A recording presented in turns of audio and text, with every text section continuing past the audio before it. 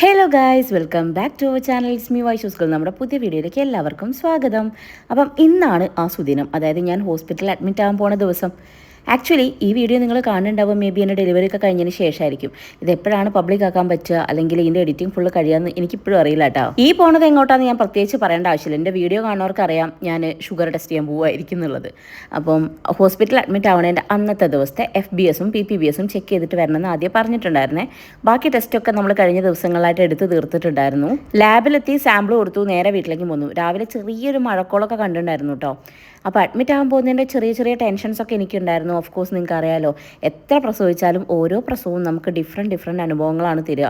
അത് മാത്രമല്ല, ഓരോ പ്രാവശ്യം പോകുമ്പോഴും പേടിക്ക് യാതൊരു കുറവും ഉണ്ടാവില്ല. പിന്നെ ഞാനൊരു ടെൻഷൻ പാർട്ടി ആയതുകൊണ്ട് യാതൊരു കുറവും ഉണ്ടാവില്ല കേട്ടോ. അങ്ങനെ തുമ്പമ്മയും ഞാനും ഒക്കെ കൂടെ ഇതാ ബ്രേക്ക്ഫാസ്റ്റ് കഴിക്കാനിരിക്കുന്ന പരിപാടിയാണ്. അപ്പോൾ തുമ്പി ഹായ് ഒക്കെ പറയുന്നുണ്ട്. ഉറങ്ങി എണീറ്റ് വന്നതാണ് സുന്ദരി.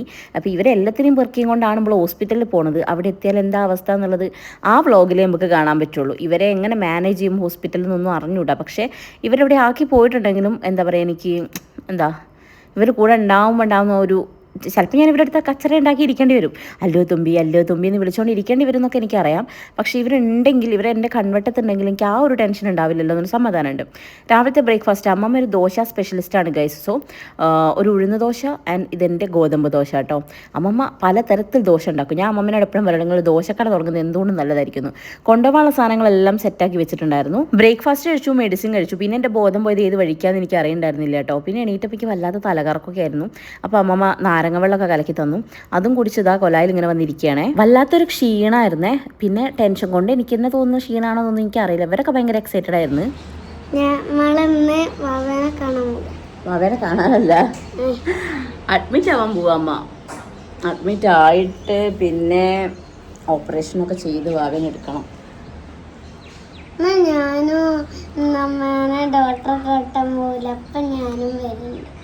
എന്നിട്ടോ എന്നിട്ട് ഇയാൾ അടങ്ങിയിരിക്കുവോ? അടങ്ങിയിരിക്കൂ? അല്ലെ വികൃതി കളിച്ച് നടക്കുവോ? അല്ല, അമ്മമ്മ വരും. ഓ, പ്രേമ വരില്ല, റീനമ്മ വരും. ഞാൻ എന്തായാലും വരുന്നുണ്ട്. എന്താ അത്?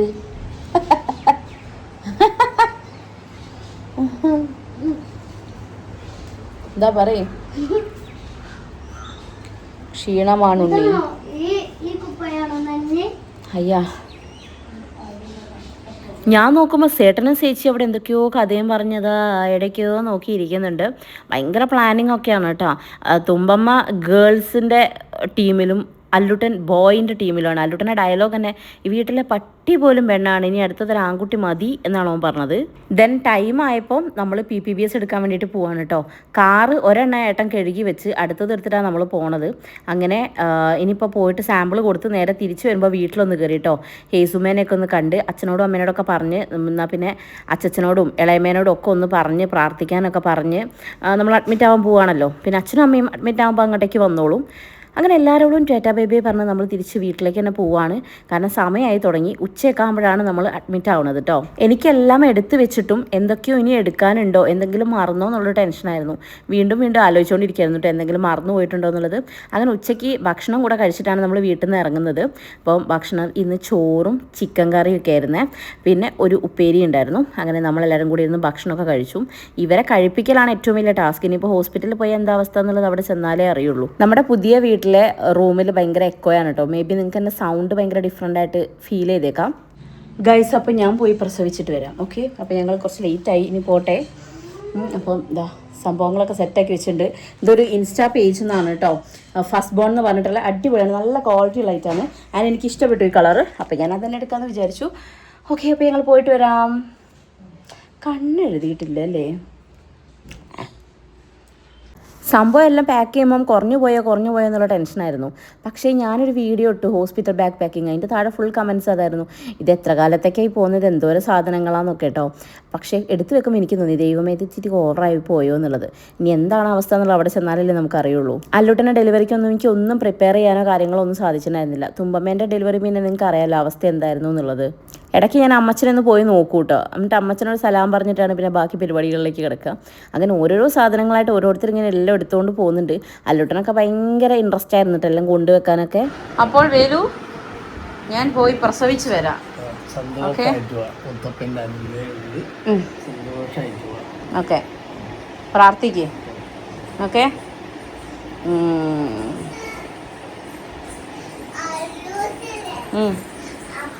അപ്പത്തെ വീട്ടിലെ ചേച്ചിന്റെ അടുത്ത് മൂത്തൊരു കുത്ത്. ആണോ? ഇതെല്ലാരോടും ഞാൻ പറഞ്ഞു. അതിക്കറിയാം ഈ പറഞ്ഞെടുക്കുന്നു. അമ്മമ്മേ, എന്നാ ഞാൻ പോയി വരാം, പ്രസവിച്ച് വരാം. വാവയായിട്ട് അമ്മമ്മേനെ അങ്ങോട്ട് കൊണ്ടുവരാൻ പറയാം ഞാൻ കേട്ടോ. ഇപ്പോഴേ തുമ്പി പറഞ്ഞെടുക്ക, ഞങ്ങൾ വാവേനെ കൊണ്ട് വരാൻ പറയും. നല്ലോണം പറയും തുമ്പിയെ. ഞങ്ങൾ പോയി ആശുപത്രിയിൽ പോയി വാവേനെയൊക്കെ കൊണ്ട് വരാൻ പറയും.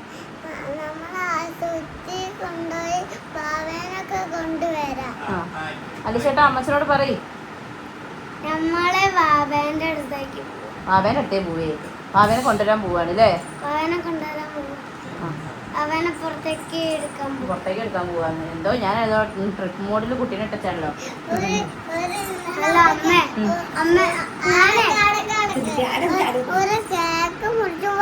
കേക്ക് മുറിക്കും പോലെ എങ്ങനെ മുറിക്കുമല്ലേ എന്റെ വയറ്. എന്നിട്ട് കുട്ടീനെ അങ്ങോട്ട് എടുക്കുന്നു. അമ്മമ്മേന്റെ ചാർജർ അമ്മേന്റെ ചാർജർ ഇല്ല. അത് ഞാൻ എടുത്തു വെച്ചു. മതി. അതല്ല. ശരി ശരി. അപ്പം എന്തായാലും നമ്മൾ ഇറങ്ങുകയാണ് കേട്ടോ. ആക്ച്വലി എല്ലാ ദൈവങ്ങളെയും മനസ്സിൽ വിചാരിച്ചുകൊണ്ടാണ് ഇറങ്ങുന്നത്. കാരണം എനിക്ക് ഭയങ്കര ടെൻഷനാണ്. എസ്പെഷ്യലി നമുക്ക് എന്തെങ്കിലും വന്നാലും കുഴപ്പമില്ല, നമ്മളെ കുഞ്ഞുങ്ങൾക്കൊരു ബുദ്ധിമുട്ടും ഉണ്ടാവരുതേന്ന് എപ്പോഴും എല്ലാ അമ്മമാരും പ്രാർത്ഥിക്കുന്ന ഒരു കാര്യമല്ലേ. സോ അതായിരുന്നു എൻ്റെ ഏറ്റവും വലിയ ഒരു ടെൻഷൻ. ഒന്നാമത് എനിക്ക് ഷുഗർ ഉണ്ട്, അപ്പം അതിൻ്റെതായ കോംപ്ലിക്കേഷൻസ് ഉണ്ടാവും എന്നുള്ളതറിയാം. പിന്നെ ഞാൻ ഇപ്പം ഡെലിവറി ചെയ്യുന്നത് 37th വീക്കിലാണ്. അപ്പോൾ അതിൻ്റെതായ കോംപ്ലിക്കേഷൻസ് ഉണ്ടാവാം, ചാൻസാണ്. അപ്പം അതൊക്കെ എൻ്റെ മൈൻഡിലുണ്ട്. ഒന്നാമത് ഞാൻ ഈ പ്രൊഫഷൻ പഠിച്ചതുകൊണ്ട് തന്നെ കുറേ കാര്യങ്ങൾ അറിയാവുന്നതുകൊണ്ടുള്ള ടെൻഷനും ഉണ്ട്. ശരിക്കും ഒന്നും അറിയാതെ പോയി പ്രസവിക്കുന്നതാണ് ഏറ്റവും നല്ലത്. നമ്മൾ ഈ ഫീൽഡൊക്കെ ആണെങ്കിലില്ലേ കഴിഞ്ഞ് പിന്നെ നമുക്ക് അറിയാവുന്ന നോളജ് ആയിരിക്കില്ല ഈ ഒരു സമയത്ത്. പ്രഗ്നൻസി കഴിയുമ്പോഴത്തേക്ക് ഇതിനെപ്പറ്റി PhD എടുത്ത് കഴിഞ്ഞിട്ടുണ്ടാവും. ഇതിപ്പോൾ ഈ ഫീൽഡ് അല്ല എന്നുണ്ടെങ്കിൽ നമ്മൾ ഗൂഗിളും ChatGPTയും അതും ഇതൊക്കെ ഉള്ളതുകൊണ്ട് നമ്മൾ അതിലൊക്കെ കയറി സെർച്ച് ചെയ്തിട്ടും കാര്യങ്ങളും ഒക്കെ എല്ലാവരും അങ്ങനെ തന്നെ ആയിരിക്കും അല്ലേ. അപ്പോൾ എനിക്കെന്ന് വെച്ചാൽ കുറച്ച് ടെൻഷൻ കൂടുതലുമായിരുന്നു. അപ്പോൾ എനിക്ക് ഫ്ലൂയിഡ് കൂടുതലായിരുന്നു. ആൻഡ് എനിക്ക് 37th വീക്കിൽ ഷുഗർ, പിന്നെ തൈറോയ്ഡ് വലിയ സീനില്ല, അത് പിന്നെയും കുഴപ്പമില്ല. അപ്പോൾ ഇതൊക്കെ എൻ്റെ മൈൻഡിലുണ്ട്. അതുകൊണ്ട് തന്നെ ടെൻഷൻ കുറച്ച് കൂടുതലായിരുന്നു, പ്രാർത്ഥനയും കുറച്ച് കൂടുതലായിരുന്നു എന്തായാലും. അപ്പോൾ എല്ലാം കൂടെ മനസ്സിലിങ്ങനെ ഉണ്ട്. പിന്നെ എന്താ പറയുക, എന്താ ഈ സമയത്ത് ഉണ്ടാവുന്ന എൻ്റെ ഫീൽ എന്താണെന്നൊന്നും എനിക്ക് പറഞ്ഞറിയിക്കാൻ പറ്റുന്നുണ്ടായിരുന്നില്ല. പിന്നെ എനിക്ക് ഇടയ്ക്കിടയ്ക്ക് വേദന വരുന്നത് കൊണ്ട് ഇത് കുറച്ചുകൂടെ ഞാൻ വെയിറ്റ് ചെയ്യട്ടെ എന്ന് എനിക്ക് ഡോക്ടറെ അടുത്ത് പറയാനുള്ളൊരു ധൈര്യം എനിക്കുണ്ടായിരുന്നില്ല. ലൈക്ക് 37th വീക്കല്ലേ, എന്നാൽ കുറച്ചുകൂടെ കഴിഞ്ഞോട്ടെ ഡോക്ടറെ എന്ന് പറയാനൊരു ധൈര്യം ഉണ്ടായില്ല. കാരണം ഫ്ലൂയിഡ് കൂടുതലാണ്, ഇടയ്ക്കിടയ്ക്ക് എനിക്ക് വേദനയും വരുന്നുണ്ട്. അപ്പം അതൊരു റിസ്ക്കാണ്. കാരണം ഈ ഷുഗറിന് അങ്ങനത്തെ ഒരു സംഭവം കൂടെ ഉണ്ട്. അതായത് ഷുഗർ കൂടി കഴിഞ്ഞിട്ടുണ്ടെങ്കിൽ നമ്മൾ ഫീറ്റൽ മൂവ്മെൻറ്റ് ഇടയ്ക്ക് എപ്പോഴും മോണിറ്റർ ചെയ്തുകൊണ്ടിരിക്കണം. അതല്ലെങ്കിൽ കുഞ്ഞിന് അനക്കം കുറയുന്നുണ്ടോ എന്നുള്ളത് ശ്രദ്ധിക്കണം. അങ്ങനത്തെ കുറേ കോംപ്ലിക്കേഷൻസ് ഉള്ളതുകൊണ്ട് നമുക്ക് ഡോക്ടറിൻ്റെ ഒരു സജഷൻ വന്നു കഴിഞ്ഞാൽ പിന്നെ നമ്മളായിട്ട് പുതിയൊരു സാധനം എടുത്തിടാൻ പറ്റത്തില്ല. അപ്പോൾ അങ്ങനത്തെ ടെൻഷനും കാര്യങ്ങളൊക്കെ എനിക്കുണ്ട്. എന്തായാലും നമ്മൾ പ്രാർത്ഥിക്കുക, പോവുക എന്നുള്ളതല്ലേ കാര്യം അല്ലേ. അങ്ങനെ ഉച്ചക്കാകുമ്പം ഒരു 1 മണി 1:30 ആകുമ്പോൾ ചെല്ലാൻ പറഞ്ഞാണ്. ഞങ്ങൾ 2 മണിയൊക്കെ കഴിഞ്ഞപ്പോഴാണ് ഇറങ്ങണത് കേട്ടോ. അപ്പോൾ ഓൾറെഡി ലേറ്റാണ്. പിന്നെ അവിടുന്ന് കോള് വന്നു, നിങ്ങൾ എത്തിയോ എന്ന് ചോദിച്ചിട്ട്. അങ്ങനെ നമ്മൾ സ്ഥലത്തെത്തിയിരിക്കുകയാണ്. KMCT ഹോസ്പിറ്റലിൽ നിന്നാണ് നമ്മുടെ ഡെലിവറി. തുമ്പിമോളുടേതും KMCTയിൽ വെച്ചിട്ട് തന്നെയായിരുന്നു, പക്ഷേ ഓൾഡ് ബ്ലോക്ക് ആയിരുന്നു. ഇത്തവണ നമ്മൾ കുറച്ച് എന്താ പറയുക നല്ലൊരു പാക്കേജ് എടുത്തിട്ട് ഇവിടേക്കാണ്, അതായത് പുതിയ ബ്ലോക്കിലാണ് എടുത്തിട്ടുള്ളത് കേട്ടോ. എനിക്ക് അവിടുത്തെ ആ ഒരു അറ്റ്മോസ്ഫിയറും അതുപോലെ നിങ്ങൾക്കിപ്പോൾ റൂം കാണിച്ചു തരാം. റൂമൊക്കെ ഭയങ്കര ഇഷ്ടപ്പെട്ടു. പിന്നെ എനിക്ക് തോന്നിയിട്ടുള്ളൊരു കാര്യം, നമ്മളെ പ്രഗ്നൻസിയിൽ നമ്മളെ ഫാമിലിയും നമ്മളും ഒക്കെ പക്ഷെ നമ്മൾ ഡോക്ടറും കൂടെ നമുക്ക് കംഫർട്ടബിൾ ആയിരിക്കണം. എനിക്ക് നസീമ ഡോക്ടർ എന്ന് പറഞ്ഞിട്ടുണ്ടെങ്കിൽ ലൈക്ക് എനിക്ക് എൻ്റെ അമ്മയുടെ അടുത്ത് സംസാരിക്കണൊക്കെ ഒരു ഫീലാണ്. എന്നുവെച്ചാൽ മാമിനെ കണ്ടു കഴിഞ്ഞാൽ തന്നെ നമുക്കൊരു സമാധാനം വരും. മാം ഭയങ്കര കൂളാണ്. ആൻഡ് മാമിനെ കണ്ടു കഴിഞ്ഞാൽ തന്നെ നമുക്കൊരു എന്താ പറയുക മനസ്സിനൊരു സമാധാനമാണ്. അങ്ങനെ ഞങ്ങൾ അവിടെ എത്തി. റിസപ്ഷനിൽ ഇച്ചിരി വെയിറ്റ് ചെയ്യേണ്ടി വന്നു. ബിക്കോസ് നമ്മളവിടെ ഓൾറെഡി ബുക്ക് ചെയ്തതാണ്. എന്നാലും അവിടെ എന്തൊക്കെയോ രജിസ്ട്രേഷനും കാര്യങ്ങളും അങ്ങനെ എന്തൊക്കെയൊക്കെ ഉണ്ടായിരുന്നേ. അവിടെ ഇവരങ്ങോട്ട് ഉല്ലസിച്ച് അല്ലും തുമ്പിയും. അവിടുന്ന് എനിക്ക് മനസ്സിലായി, ദൈവമേ പണി പാലും വെള്ളത്തിലാണല്ലോ കിട്ടിയതെന്ന്. കാരണം ഈ 2 മെരിക്കാൻ തന്നെ അത്ര എളുപ്പമുള്ള കാര്യമല്ലല്ലോ. പിന്നെ അമ്മയുള്ളതാണ് എൻ്റെ ഒരു ആശ്വാസം. അങ്ങനെ ഞങ്ങൾ അവിടെ ഇരുന്ന് കുറച്ചൊക്കെ കഴിയുമ്പോഴത്തേക്കാണ് ഉഷമ്മയും പാച്ചച്ചനൊക്കെ വരുന്നുണ്ടായിരുന്നത് കേട്ടോ. അപ്പോഴത്തേക്കും നമ്മൾ ഫയൽ കൊടുക്കണു. പിന്നെ തുമ്പി മൊത്തത്തിലൊന്ന് വീക്ഷിക്കുകയാണ്, എങ്ങനെ ഉണ്ട് ഇവിടെ മൊത്തത്തിൽ പരിപാടികൾ എന്നൊക്കെ ഒന്ന് കുട്ടി സ്ഥലമൊക്കെ ഒന്ന് വീക്ഷിക്കുകയാണ്, എവിടെ തുടങ്ങണം എന്നുള്ള ആലോചിക്കുകയാണ്. അങ്ങനെ അല്ലൂനെയും തുമ്പീനെയൊക്കെ ഒന്ന് മെരുക്കിയെടുക്കാൻ കുറച്ചല്ല നന്നേ പാടുപെട്ടിട്ടുണ്ട്. അപ്പോൾ നമ്മൾ ഫയലൊക്കെ കൊടുത്തു, നമ്മളെ അഡ്മിഷൻ്റെ കാര്യങ്ങളൊക്കെ അവിടെ സംസാരിച്ചു. കാരണം ഞാൻ കാണിക്കുന്നത് ഓൾഡ് ബ്ലോക്കിലും റൂമും സർജറിയും ഒക്കെ നടക്കുന്നത് പുതിയ ബ്ലോക്കിലുമാണ്. അപ്പം അതിൻ്റെ കാര്യങ്ങളൊക്കെ ഒന്ന് ക്ലിയർ ചെയ്യാണ്ടായിരുന്നു. അതൊക്കെ ചെയ്തു. ഡോക്ടറുടെ ഡീറ്റെയിൽസും കാര്യങ്ങളൊക്കെ കൊടുക്കാനുള്ളതൊക്കെ കൊടുത്തുകൊണ്ടിരിക്കുകയാണ്. ഇതൊക്കെ അവിടെ ചെയ്യുന്നുണ്ടെങ്കിലും എനിക്കിങ്ങനെ ആദ്യം കയറിക്കൊണ്ടിരിക്കുകയായിരുന്നു ടീച്ചറെ, നാളെ ഈ സമയത്ത് എൻ്റെ സർജറി കഴിഞ്ഞിട്ടുണ്ടാവുമല്ലോ എന്നുള്ളത്. പുറത്ത് നോക്കുമ്പോൾ നല്ല അടിപൊളി മഴ. അപ്പോൾ ഞാൻ പറയായിരുന്നു, ഈ മഴക്കാലത്ത് ഞാനിതുവരെ പ്രസവിച്ചിട്ടില്ല. അതായത് അല്ലുവിനെ നല്ല വേനൽക്കാലത്താണ് ഞാൻ പ്രസവിക്കുന്നത്, തുമ്പീനെ നല്ല മഞ്ഞുകാലത്താണ്. അപ്പോൾ ഇത് ഞാൻ നല്ല മഴക്കാലത്താണ്. ശരിക്കും ഒരു ഇതും കൂടെ ഉണ്ട്, വസന്തകാലം കൂടെ ബാക്കിയുണ്ടായിരുന്നു, ഒന്നുകൂടെ നോക്കണോ എന്നൊക്കെ പറഞ്ഞാൽ എല്ലാവരും കൂടെ എന്നെ കളിയാക്കാൻ കേട്ടോ. ഇനി ഈ വഴിക്കില്ല എന്ന് പറഞ്ഞ് എന്തായാലും നിർത്തും എന്നുള്ള ഉറപ്പിൻ്റെ മുകളിലാണ് ഞാൻ വന്നിരിക്കുന്നത്. അങ്ങനെ മഴയൊക്കെ കണ്ട് ആസ്വദിച്ച് ഇങ്ങനെ നിൽക്കുകയായിരുന്നു കേട്ടോ. ഞാൻ നല്ല ഭംഗിയുണ്ട് ഇവിടെ നിന്ന് അങ്ങോട്ട് പുറത്തേക്കൊക്കെ കാണാൻ വേണ്ടിയിട്ട്. അങ്ങനെ ഞാൻ പുറക്കാഴ്ചകളൊക്കെ കണ്ട് നല്ല സൗന്ദര്യം ആസ്വദിച്ച് നിൽക്കുമ്പോൾ സൗന്ദര്യമുള്ള 2 പേര് വന്ന് നിൽക്കണു, പാച്ചച്ചനും ഉഷമ്മ കേട്ടോ. അവർക്കും ഇടയ്ക്ക് മഴയൊക്കെ കിട്ടി, കോട്ടൊക്കെ ഇട്ടിട്ടാണ് അവർ വന്നിട്ടുണ്ടായിരുന്നത്. അപ്പോൾ നിങ്ങൾ ഇതുവരെ റൂം കയറിയില്ലെന്ന് ചോദിച്ചിട്ടാണ് അച്ഛൻ വരുന്നത് കേട്ടോ. ലഗേജ് അച്ഛൻ കണ്ടിനെ അതിലും ഞെട്ടിയനെ. അങ്ങനെ പിന്നെ കുറച്ച് നേരം ഞങ്ങൾ എന്തായാലും വെയിറ്റ് ചെയ്യണമല്ലോ, അപ്പോൾ കൂട്ടത്ത് വെയിറ്റ് ചെയ്യാൻ 2 പേരും കൂടി ആയി. അങ്ങനെ ഉഷമ്മയും പാച്ചച്ചനും എത്തി. പിന്നെ നമ്മളെല്ലാവരും കൂടെ അവിടെ കുറച്ച് നേരമൊക്കെ ഇങ്ങനെ വെയിറ്റ് ചെയ്തിട്ടോ.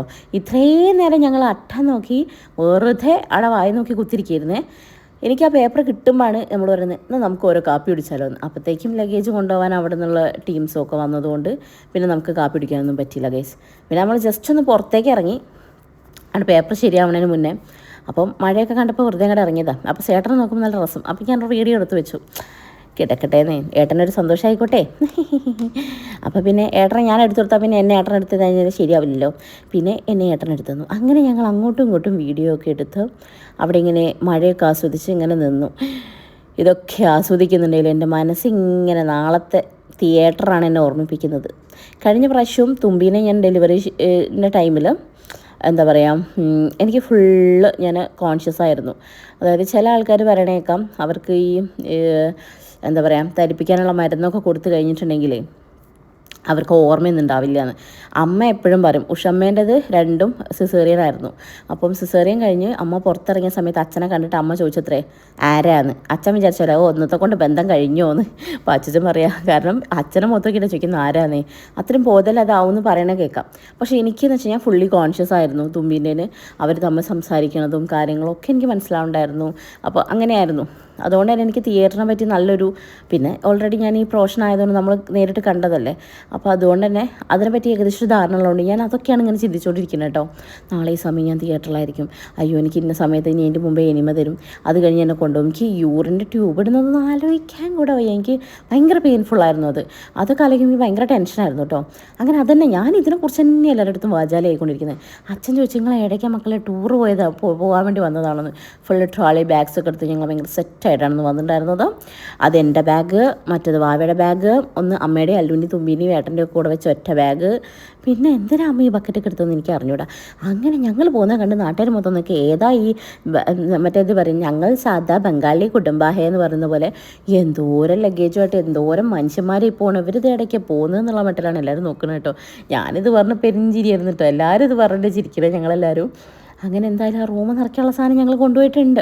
ഇത് ഉപകാരപ്പെടില്ല എന്നുള്ളതൊക്കെ ഇനി ഇവ കണ്ടറിയണം കേട്ടോ. എന്തായാലും ഒന്നിനും വേണ്ടിയിട്ട് വീട്ടിലേക്ക് ഓടേണ്ട അവസ്ഥ വരില്ല, എല്ലാം കെട്ടിപ്പെറുക്കി എടുത്തിട്ടുണ്ട്. അങ്ങനെ നമ്മുടെ റൂമിലേക്ക് കിടക്കുകയാണ്. ആക്ച്വലി നല്ല വ്യൂ ആണ് ഗൈസ്, നല്ല വ്യൂ ഉള്ള നല്ല അടിപൊളി റൂമായിരുന്നു. എന്തായാലും ആ ക്യാഷിന് വർത്ത് ആയിട്ടുള്ള റൂമാണ്.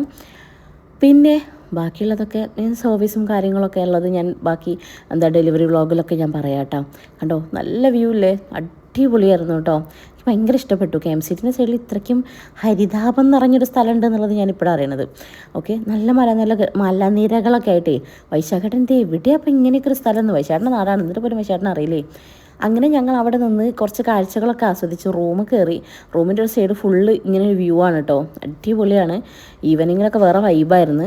ഇനി നമ്മൾ ആ റൂമിൽ അങ്ങോട്ട് സെറ്റാകാൻ കുറച്ച് ടൈം എടുക്കും. എല്ലാം അവിടെ ഇവിടെയൊക്കെ ഒന്ന് സെറ്റാക്കി വെക്കണം. അമ്മ ഇങ്ങനെ കോച്ചി പിടിച്ച പോലെ ഇരിക്കുന്നത് എന്താണെന്നറിയോ, അമ്മയ്ക്ക് AC തീരെ പറ്റില്ല.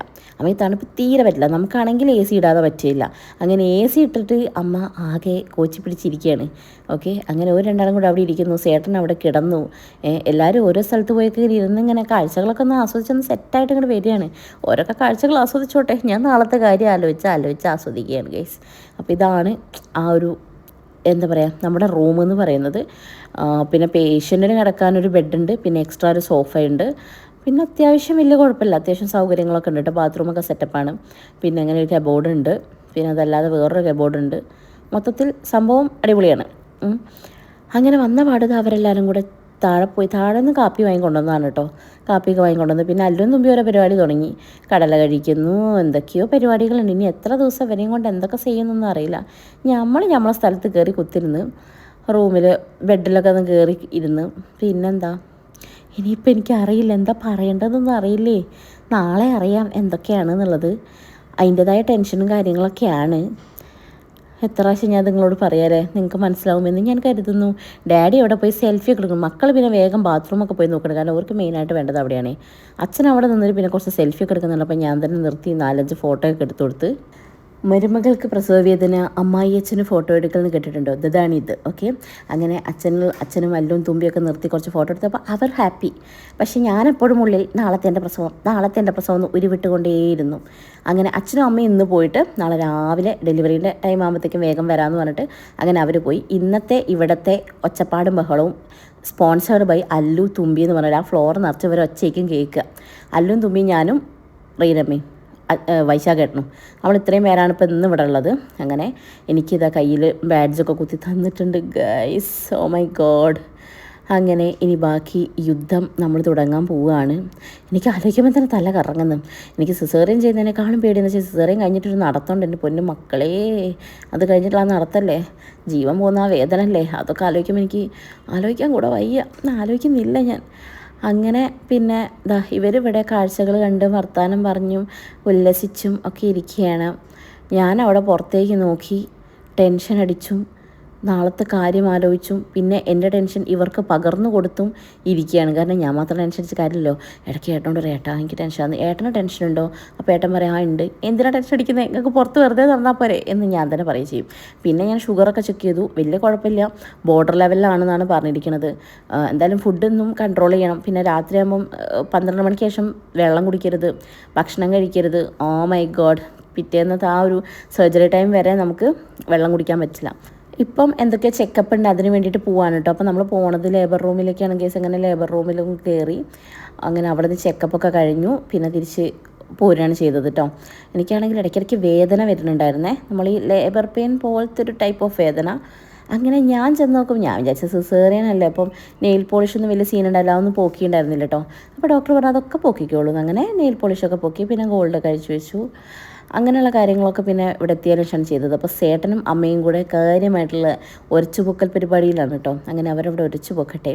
ഇനി നമ്മളെ ഡെലിവറി എന്താണ്, ഇനി നമ്മളെ ആണുവാവയാണോ പെണ്ണുവാവയാണോ എന്നൊക്കെയുള്ള അല്ലുവിൻ്റെയും തുമ്മീൻ്റെയും ഡൗട്ടും എൻ്റെ അവസ്ഥ എന്താവും എന്നുള്ള എൻ്റെ ടെൻഷനും നാളെ ആദ്യമായിട്ട് സ്വന്തം കുട്ടീനെ കയ്യിലെടുക്കാമെന്നുള്ള ആകാംക്ഷയിൽ ഏട്ടനും ഇതിൻ്റെയൊക്കെ നടുക്ക് അമ്മയും എല്ലാവരും കൂടെ ഉള്ള എന്താ പറയുക ഒരു രാത്രി ഞങ്ങൾ തുടങ്ങുകയാണ്. അപ്പം എല്ലാ പരിപാടിയും കഴിഞ്ഞു. രാത്രി കുറച്ച് ടാബ്ലറ്റ്സും കാര്യങ്ങളും കഴിക്കാനുണ്ടായിരുന്നു. അതുകൂടെ കഴിച്ചാൽ ഇന്നത്തെ ഭക്ഷണം ഹുദാഹസ്. ഇനി ഒന്നുമില്ല, വെള്ളം കുടിക്കാൻ പറ്റത്തില്ല, ഒന്നുമില്ല. ഇനി മെഡിസിനും കൂടെ കഴിക്കുക, നേരെ കിടന്നുറങ്ങുക, രാവിലെ എണീക്കുക, വെള്ളം ഇടുക, പോവുക, പ്രസവിക്കുക. ഇതാണ് നാളത്തെ അജണ്ട. നമുക്ക് ഈ ചെക്കൻ എന്താണാവോ അവിടെ ചെയ്യുന്നത്. ഞാനങ്ങനെ ഇവിടെ നിന്ന് അതിൻ്റെ ടെൻഷനിലും അവരവിടെ ഭയങ്കര കളിയിലാണ്. പായൊക്കെ വിരിച്ചവർ കിടക്കാനൊക്കെ സെറ്റായി നിൽക്കുകയാണ്. അങ്ങനെ എന്തായാലും എല്ലാം നല്ലതായി വരട്ടെ. ചിലപ്പോൾ ഈ വ്ളോഗ് കാണുമ്പോഴത്തേക്കും നിങ്ങൾക്ക് എന്താണ് വാവ എൻ്റെ ഡെലിവറി കഴിഞ്ഞിട്ടുള്ള കാര്യങ്ങളൊക്കെ നിങ്ങൾ അപ്ഡേറ്റഡ് ആയിട്ടുണ്ടാവില്ലേ.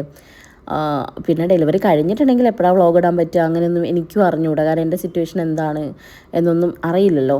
അപ്പം എന്നെക്കൂടെ പറ്റുവാണെങ്കിൽ ഞാൻ എത്രയും പെട്ടെന്ന് തന്നെ ഡെലിവറി വ്ളോഗും കാര്യങ്ങളൊക്കെ പെട്ടെന്ന് തന്നെ ഇടാൻ പറ്റുമോ നോക്കാം കേട്ടോ. നിങ്ങളെല്ലാ കാര്യങ്ങളും പെട്ടെന്ന് അറിയിക്കണം എന്ന് എനിക്ക് ആഗ്രഹമുണ്ട്. നിങ്ങളതിൽ എന്താ പറയുക, നിങ്ങൾക്കും അതിൽ ആഗ്രഹം ഉണ്ടാവും, അറിയാൻ ആഗ്രഹം ഉണ്ടാവും എന്ന് എനിക്കറിയാം. എൻ്റെ സിറ്റുവേഷൻ എന്താണെന്നുള്ളത് അറിയാത്തത് കൊണ്ടുള്ളൊരു ടെൻഷൻ മാത്രമേ ഉള്ളൂ. എനിക്ക് പറ്റുന്ന സാഹചര്യമാണെങ്കിൽ ഓഫ് കോഴ്സ് ഞാൻ നിങ്ങളെ അധികം വൈകിപ്പിക്കില്ല. അല്ല എൻ്റെ അവസ്ഥ അങ്ങനെയല്ല എന്നുണ്ടെങ്കിൽ നിങ്ങൾ പ്രാർത്ഥിക്കുക, ഓക്കെ? എല്ലാം നല്ലതായി വരാൻ വേണ്ടി പ്രാർത്ഥിക്കുക. ഞാൻ എത്രയും പെട്ടെന്ന് നിങ്ങൾക്ക് എല്ലാ കാര്യങ്ങളും അറിയിക്കും കേട്ടോ. അപ്പോൾ നിങ്ങളെല്ലാവരും പ്രാർത്ഥന ഉണ്ടെന്ന് എനിക്കറിയാം, കാരണം ഞാൻ കമൻസും കാര്യങ്ങളും ഒക്കെ കാണുന്നതാണ്. പേഴ്സണലി ഒരുപാട് മെസ്സേജസും കാര്യങ്ങളൊക്കെ കാണുന്ന ഒരു വ്യക്തിയാണ്. അതുകൊണ്ട് എനിക്കറിയാം, തമ്മിൽ കണ്ടിട്ടില്ലെങ്കിൽ ഒരുപാട് സ്നേഹം തരുന്ന ഒരുപാട് നല്ല മനുഷ്യരുള്ളൊരു ഫാമിലിയാണ് എനിക്ക് കിട്ടിയത് യൂട്യൂബിൽ നിന്ന്. സോ ഞാനും പ്രാർത്ഥിക്കുകയാണ്. എനിക്ക് ഭയങ്കര ടെൻഷനുണ്ട്, പക്ഷേ ദൈവം കൂടെ ഉണ്ടെന്നൊരു വിശ്വാസമുണ്ട്. നിങ്ങളെല്ലാവരുടെയും പ്രാർത്ഥനയും ഒക്കെ ഉണ്ടെന്നറിയാം. അപ്പം ഞാൻ പെട്ടെന്ന് തന്നെ നമ്മുടെ ബേബിയായിട്ട് വരും. ആണുവാവയായാലും പെണ്ണുവാവയായാലും ആരോഗ്യത്തോട് കൂടിയിട്ടുള്ള ഒരു വാവയാവണമെന്ന് മാത്രമേ ഞാൻ പ്രാർത്ഥിക്കുന്നുള്ളൂ.